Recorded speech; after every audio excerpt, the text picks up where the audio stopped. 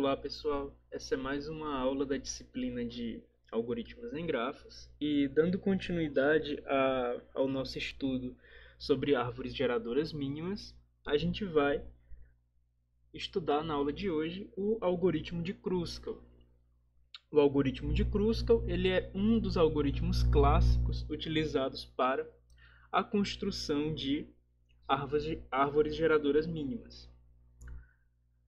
Para descrever o algoritmo de Kruskal, é utilizada uma estrutura de dados que deve ter sido vista na disciplina de estrutura de dados avançadas, que é uma das representações de conjuntos disjuntos. Em particular, a gente vai utilizar uma representação de conjuntos disjuntos baseada em representação de florestas com união por rank e compressão de caminhos, tá bem?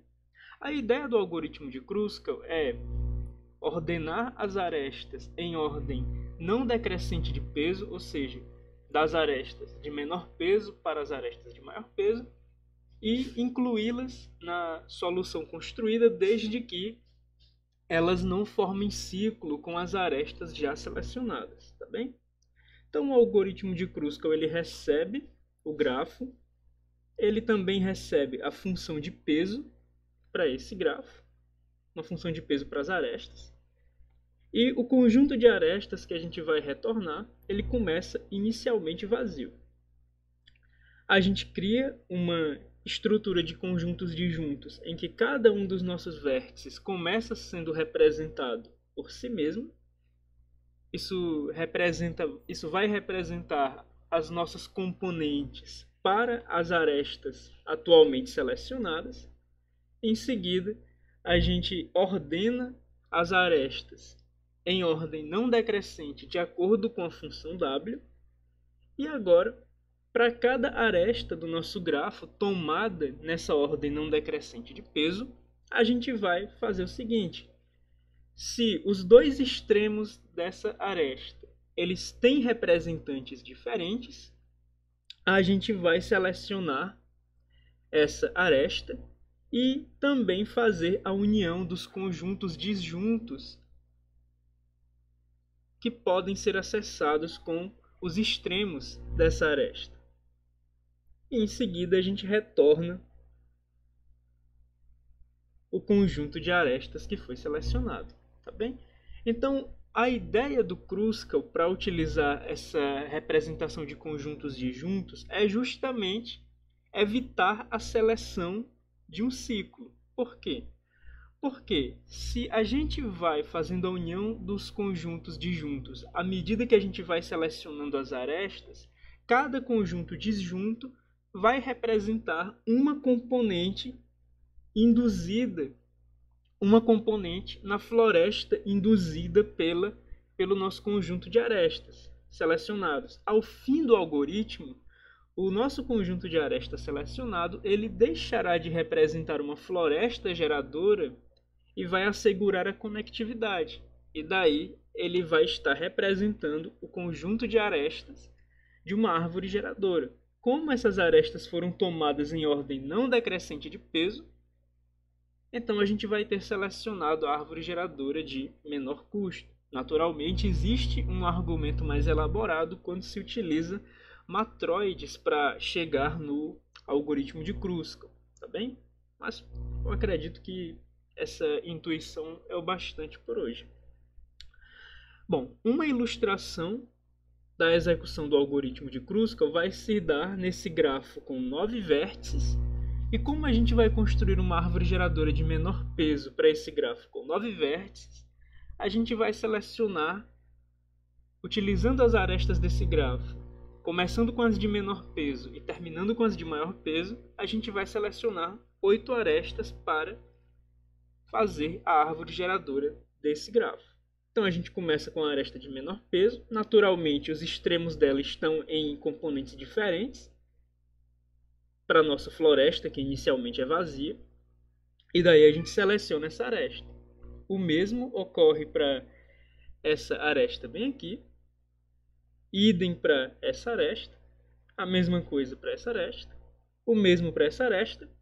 E agora a gente chega no ponto em que uma aresta de peso 6 ligando os vértices I e G seria selecionada, mas não vai ser. Por quê?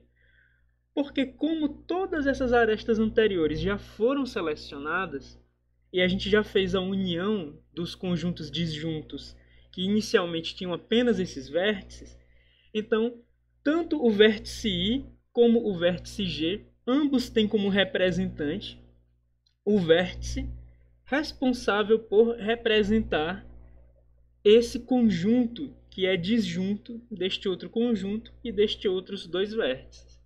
Então, no momento em que a gente faz find set para o vértice I e faz find set para o vértice G, nos é retornado o mesmo representante e, portanto, como nos é retornado o mesmo representante e não representantes diferentes, a gente não lida com a aresta IG para fazer a sua seleção e a posterior união dos seus extremos. Então essa aresta a gente pula.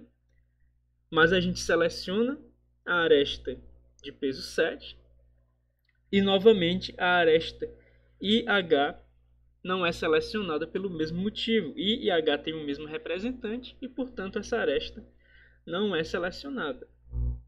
A gente seleciona essa aresta de peso 8. A gente não seleciona essa aresta de peso 8 porque B e C vão ter o mesmo representante, afinal estão na mesma componente, e falta apenas ligar o vértice E, a única outra componente, a essa nossa componente maior. É o que ocorre em seguida, selecionando uma aresta de peso 9, e a partir desse momento, apesar do livro continuar a execução do algoritmo de Kruskal e do pseudocódigo apresentado pelo livro estar em conformidade com essa execução, isso é feito apenas para facilitar a análise de complexidade do algoritmo de Kruskal, ou seja, fazer uma iteração para cada aresta de fato. No entanto, o nosso grafo tem 9 vértices, e você vai poder ver que a gente tem selecionado 1, 2, 3, 4, 5, 6, 7, 8 arestas.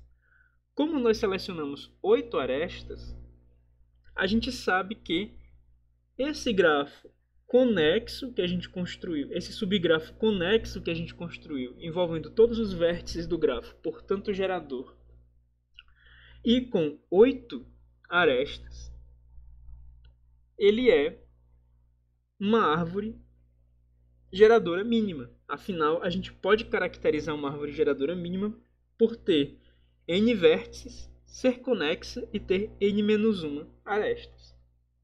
Então essas outras verificações que o livro traz, elas são fúteis, porque a gente já selecionou o número adequado de arestas, mas elas estão aqui presentes e estão em conformidade com esse laço do algoritmo de Kruskal. Em particular, o mais correto seria ter colocado um while, passando por todas as arestas e parando quando o número de arestas alvo fosse atingido, mas não importa muito, isso aqui é apenas para facilitar a análise do algoritmo.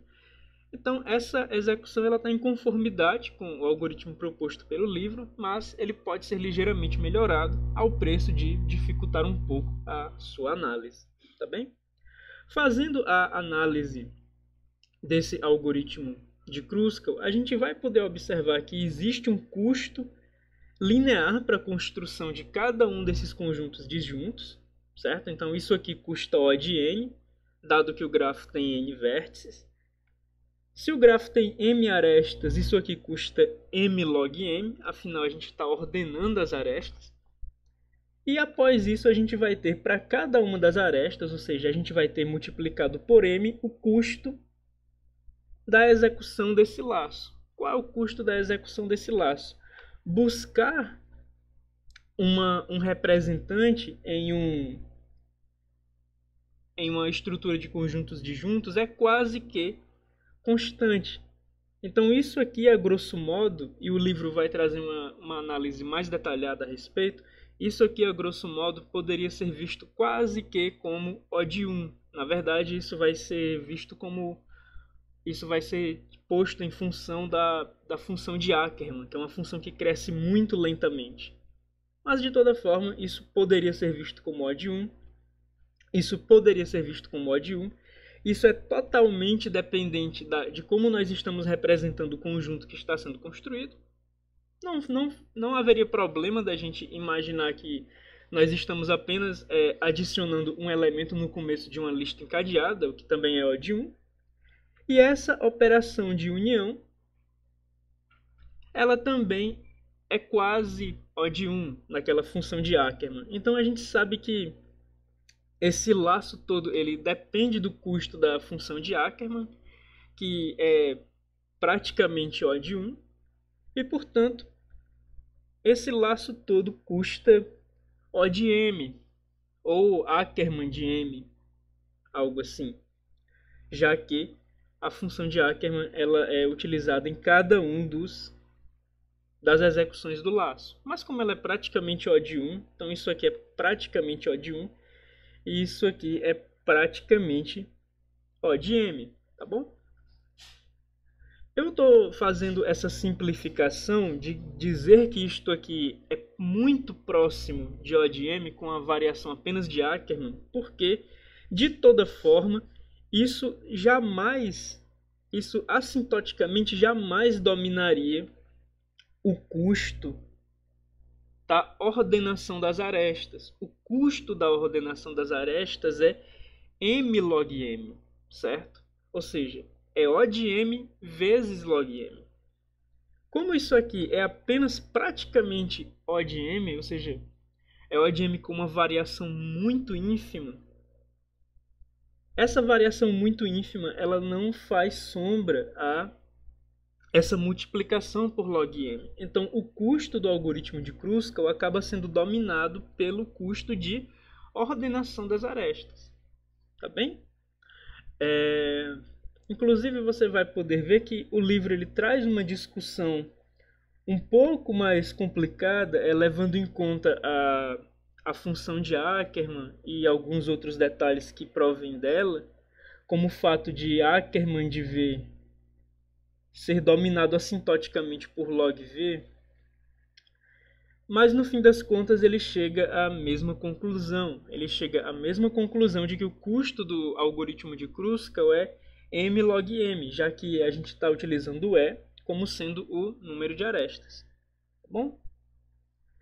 E claro, a gente poderia simplificar um pouco mais, sabendo que o número de arestas é limitado por V ao quadrado. E daí, log E acabaria sendo log de V ao quadrado. E a gente sabe que quando a gente tem uma potência dentro de um log, a gente pode extrair o expoente e colocar esse expoente multiplicando o log. Então, log E seria log de V ao quadrado, que acabaria sendo 2 log V. 2 log V acabaria sendo odd log V. E, portanto, a gente pode melhorar um pouco essa conclusão de que o custo do algoritmo de Kruskal é m log m. Como a gente viu, log m acaba sendo log de n ao quadrado, onde n é o número de vértices, e isso vai ser 2 log n. Então, log m acaba sendo odd log n. E, portanto, a gente pode reescrever m log m como sendo m log n, tá bom? Assintoticamente é equivalente. E a gente tem o custo mais simplificado do nosso algoritmo de Kruskal, tá bem? Então, esse é o conteúdo da aula de hoje, a descrição do algoritmo de Kruskal, a sua finalidade, uma ilustração da sua execução e a análise de custo. E na próxima aula a gente estuda o outro algoritmo clássico para árvores geradoras mínimas, que é o algoritmo de Prim. Então, até lá.